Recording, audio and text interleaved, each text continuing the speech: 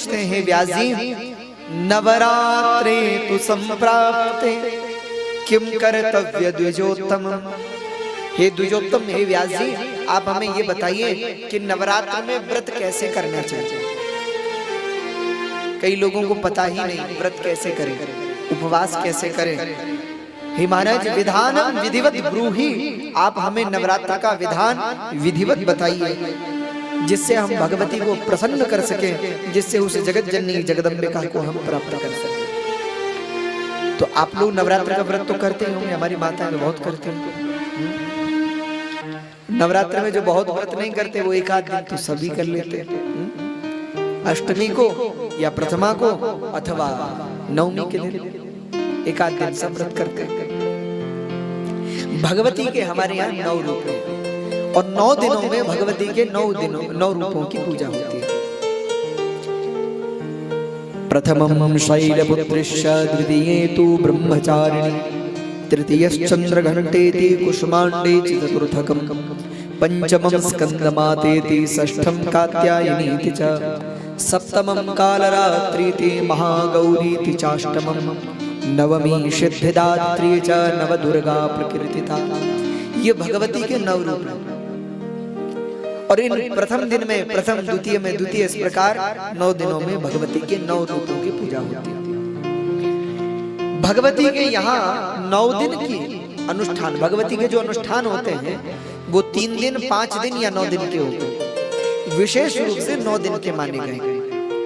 इसलिए भगवती की ये जो देवी भागवत की कथा भी है, ये भी 9 दिन की होती है। क्यों? क्योंकि भगवती के प्रत्येक दिन, भगवती के प्रत्येक रूप का प्रतीक है। भगवती के जो ये 9 रूप है ना, यही 9 दिन की कथा है। भगवती के जो प्रथम दिन की कथा है वो माँ भगवती शैलपुत्री का रूप है। भगवती के जो द्वितीय दिन की कथा है वो माँ भगवती ब्रह्मचारिणी का रूप है। भगवती के जो तीसरे दिन की कथा है वो चंद्रघंटिका का रूप है। भगवती के जो इस प्रकार से चौथे दिन की कथा है वो माँ भगवती प्रथमम शैलपुत्री, द्वितीय तु ब्रह्मचारिणी, तृतीय चंद्रघंटेति, कुष्मांडेति चतुर्थकम, चौथे दिन माँ कुष्मांडा का रूप है। 5वें दिन पंचमम स्कंदमातेति, 5वें दिन माँ स्कंद माता का रूप है। षष्ठम कात्यायनी च, 6ठे दिन माँ भगवती कात्यायनी का रूप है। सप्तमम कालरात्रि थी, 7वें दिन भगवती कालरात्रि का रूप है। और महागौरी चाष्टमम, 8वें दिन की कथा भगवती महागौरी का दिन है। और जो अपने घर में ब्राह्मणों को बुलाते हैं, ब्राह्मणों को आमंत्रित करते हैं, हो सके 5 ना हो तो 3 ना हो तो 1 ब्राह्मण को अपने घर में पाठ की कलश स्थापन करना है। सब किसी कारणवश ब्राह्मणों को अपने घर नहीं बुला पाते। जैसे बहुत सारे लोग विदेश में रहते हैं और जैसे हमारे परिचय जो बहुत सारे लोग बाहर रहते हैं, विदेश में रहते हैं, वो कहते हैं महाराज यहाँ ब्राह्मण देवता तो नहीं है, फिर हम कैसे अपने घर में नवरात्रि कुछ कारणों से अपने घर में ब्राह्मणों को नहीं बुला पाते। तो जो लोग निवेदन आप लोगों से करो, ये मत सोचा करो कि हमने घर पे 9 ब्राह्मण बिठाए हुए हैं, हमने घर में 11 ब्राह्मण बिठाए या 100 ब्राह्मण बिठाए हैं, अब हमें कुछ करने की जरूरत नहीं, ये जाने इनका काम जाने। ऐसा सो खूब आराम करूं और ब्राह्मण घर पे आके पाठ करके चले जाए और सब फल मुझे मिल जाए, तो ऐसा थोड़े होता। इसलिए मेरा निवेदन है, व्रत काल में यजमान भी ब्रह्म मुहूर्त में जागे, ब्रह्म मुहूर्त में निद्रा का परित्याग कर दे और ब्रह्म मुहूर्त में जाकर स्नान करे। स्नान करने के बाद भगवान सूर्य को अर्घ्य प्रदान करे। सूर्य को अर्घ्य प्रदान करने के बाद फिर विधिवत, और देखो पूजन में भी आप लोग बैठते हैं तो कैसे बैठना है।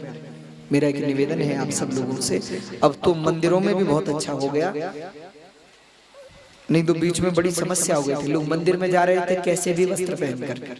अब मैंने बहुत सारे मंदिरों में देखा जहाँ लिखा रहता है कि मर्यादित वस्त्र पहन करके मंदिर में आए, और इसमें बुराई क्या है बताओ भैया। आप कहीं भी जाते हो, स्कूल जाते हैं बच्चे तो स्कूल की एक ड्रेस है ना, वो पहन के जाओ। मंदिर की भी एक वेशभूषा है, वो पहन करके जाओ। तो मेरा निवेदन है, आप जब व्रत काल में रहते हो, व्रत के समय में रहते हो, उपवास काल में रहते हो, आप क्या नवरात्र का व्रत स्नान करने के बाद बढ़िया साड़ी पहनकर और बढ़िया श्रृंगार करके श्रृंगार केवल इसलिए नहीं है कि वो सुंदर दिखने के लिए किया जाता है, नहीं, उस श्रृंगार का एक पारमार्थिक अर्थ भी है, एक शास्त्रज्ञ अर्थ भी है। हमारे यहाँ माताएं माथे पर बिंदी लगाती हैं, मांग भरती हैं, होना चाहिए। क्यों? ये सब हमारी संस्कृति है। जो नारी अपने मस्तक पर सिंदूर धारण करती है उसके पति की उम्र बढ़ती है, ऐसा शास्त्र कहते हैं। और शास्त्र की ये परंपरा है। अब कोई कारण पूछे कि क्यों, कैसे, मैं फिर आपसे पूछूं। हमारे शास्त्र कहते हैं कि माता पिता को प्रणाम करना, ये हमारी सभ्यता है, ये हमारी मानव संस्कृति है कि अपने से बड़ों का सम्मान करें। तो माता अपनी सभ्यता धोती पहन करके, और धोती में भी बहुत अच्छा है कि अगर बढ़िया जो शास्त्रज्ञ विधि की धोती है वो पहन करके पूजा में बैठो, भगवान की सेवा करो।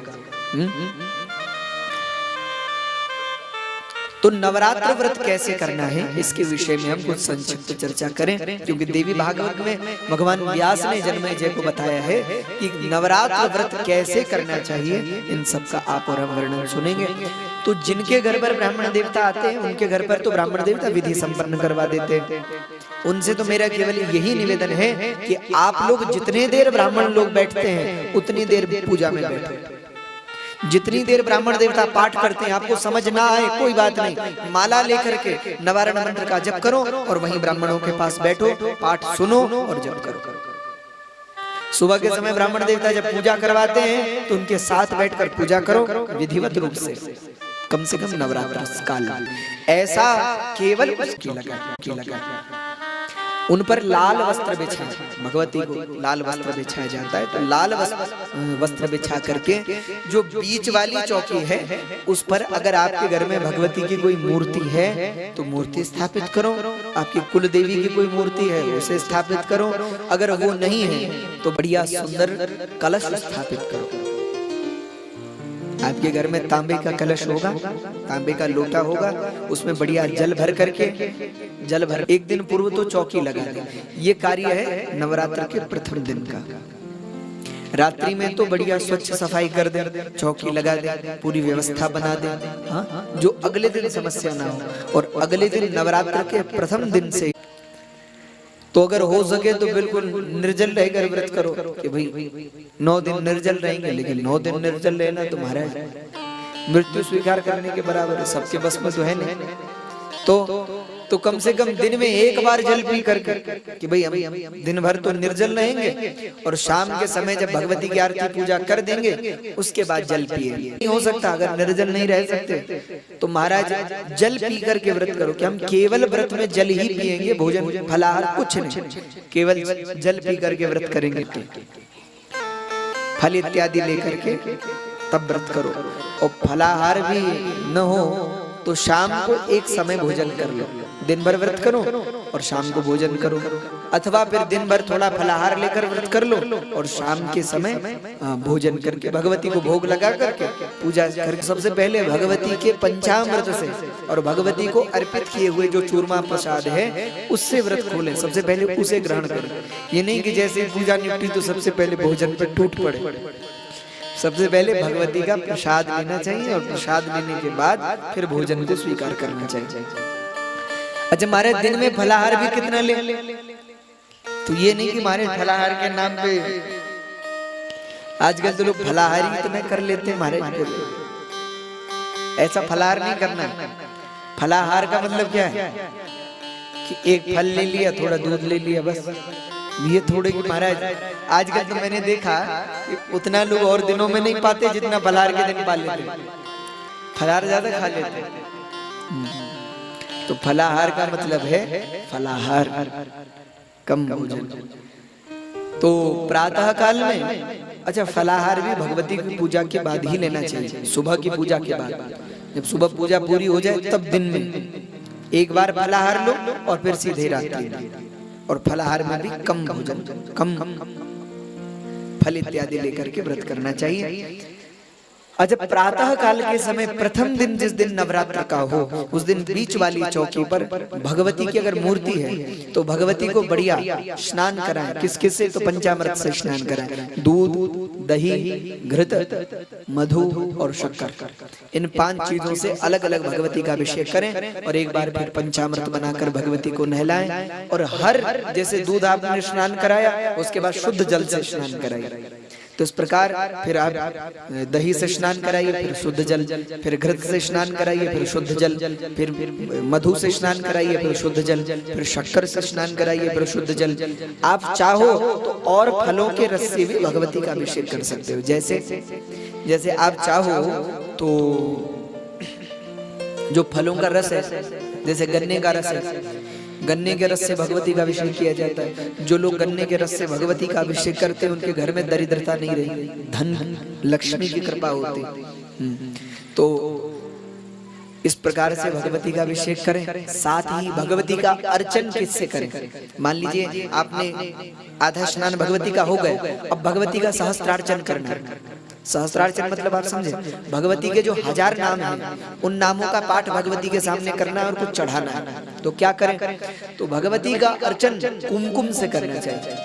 कुमकुम होता है ना जिसको आप लगाते हो माथे पे, तो कुमकुम से थोड़ा सा कुमकुम और उसमें थोड़ा चाहो तो चावल मिला लो, चाहो तो पुष्प मिला लो, अन्यथा हो सके तो केवल कुमकुम से भरा हुआ एक कटोरी ले लो और थोड़ी कुमकुम उठाओ, भगवती का एक नाम लेके भगवती पे चढ़ाओ, फिर दूसरा नाम लेके कुमकुम चढ़ाओ, फिर तीसरा।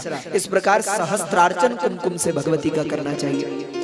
जो सहस्त्रार्चन न कर सके वो भगवती का दुर्गा सप्तशती में जो दुर्गा स्तोत्र शतनामावली है, यानी भगवती के जो 108 नाम हैं उनसे भगवती का अर्चन करें। और फिर भगवती को शुद्ध जल से स्नान कराकर और भगवती को पोंछकर बढ़िया इत्र धारण कराकर, बढ़िया वस्त्र धारण कराकर, भगवती को मस्तक पर केसर चंदन का तिलक लगाकर भगवती को सिंहासन पर विराजमान करना चाहिए।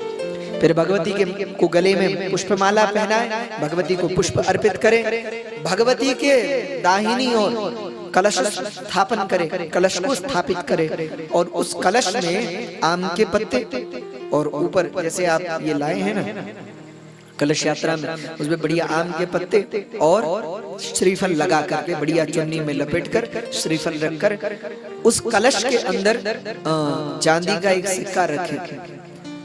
औषधियां आती हैं, औषधियां रखो, सप्तमित्र मृत्तिका डाली जाती है, तो ये सब डालकर उस पर कलश स्थापन करके उसको भगवती के दाहिनी ओर विराजमान करें। भगवती के बाईं ओर जो चौकी है उस पर भगवती के नाम से हमारे यहाँ हरियाली डाली जाती है।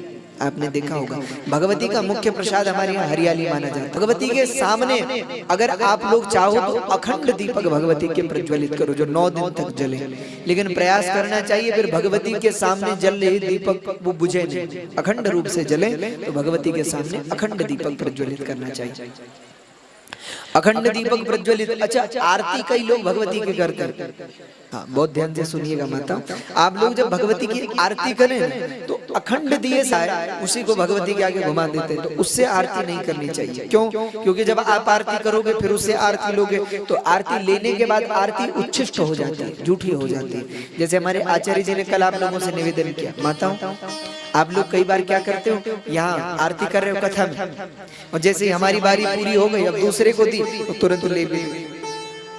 अब जब आपने ले ली तो आरती क्या हो गई? झूठी हो गई, उच्छिष्ट हो गई। और दूसरा व्यक्ति उसी उच्छिष्ट आरती से फिर भगवती की आरती कर रहा है, तो अपराध है, पाप।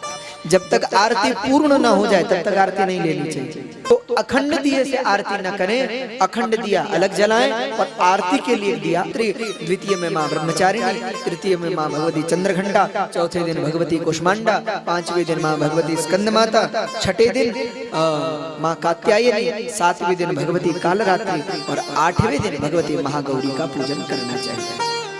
इस प्रकार जो भगवती का पूजन करता है वह निश्चित भोग और मोक्ष को प्राप्त करता है, भगवती की अनंत कृपा को प्राप्त करता है। और देखो केवल भगवती की पूजा करो ऐसा नहीं, भगवती के पास बैठकर बढ़िया भजन भी गाने चाहिए, माँ के पास बैठ कर। हमने घरों में देखा माताएं बढ़िया ढोलक लेकर के बढ़िया कीर्तन करती हैं, तो करना चाहिए। भगवती के सामने बैठकर उस जगत जननी के पास बैठकर उस माँ की आरती के बाद बढ़िया कीर्तन इत्यादि करना चाहिए और कीर्तन के द्वारा माँ भगवती को प्रसन्न करना चाहिए। तो